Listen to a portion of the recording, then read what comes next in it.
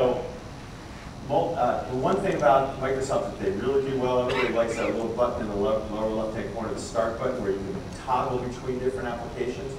Well, we thought that was a pretty cool idea in the on-demand world too, so we do that. So you can toggle between Salesforce automation, customer service and support, marketing, or one of these 400 applications that have nothing to do with CRM that developers have now built and run on the Salesforce platform.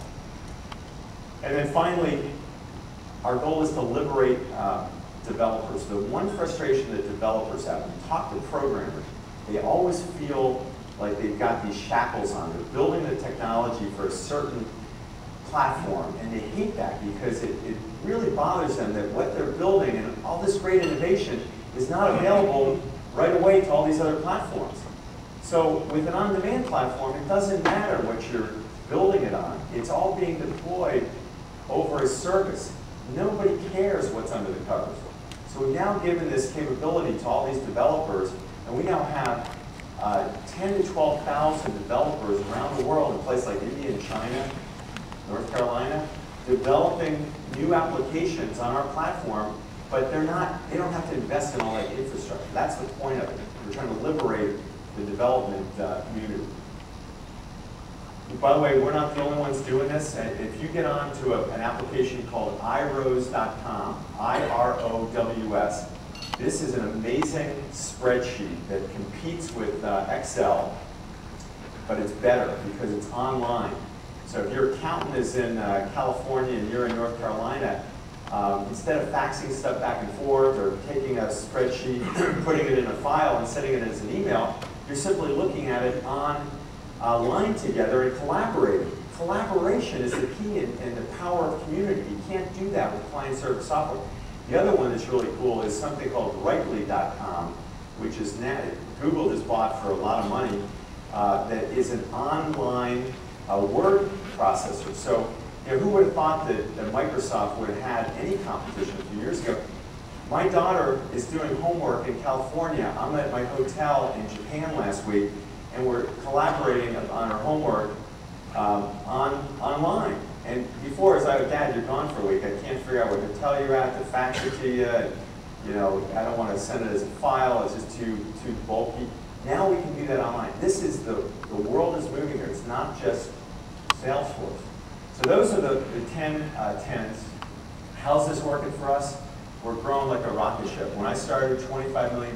This year we'll do close to $500 million. In the past we've kind of been this big fish in a small pond. This pond is getting much bigger. The whole software as a service on-demand business is growing very, very fast. We are most proud of our user adoption rates because software, you have no idea who's using it because there's no online element of software. Software as a service, I know every single customer. I know what their patterns are. I know who's using it. I know which features are being used, which aren't. So I can tune those at all times. And when you're selling a subscription model, you're much more in tune with your customer base because if you're not delivering, they have the power. The customer can turn it off. That's a scary thing for these software companies that sell it, these perpetual licenses, and don't have to take any of the risk. So you can see life is good at Salesforce, but I would tell you that it's only because our customers are achieving success.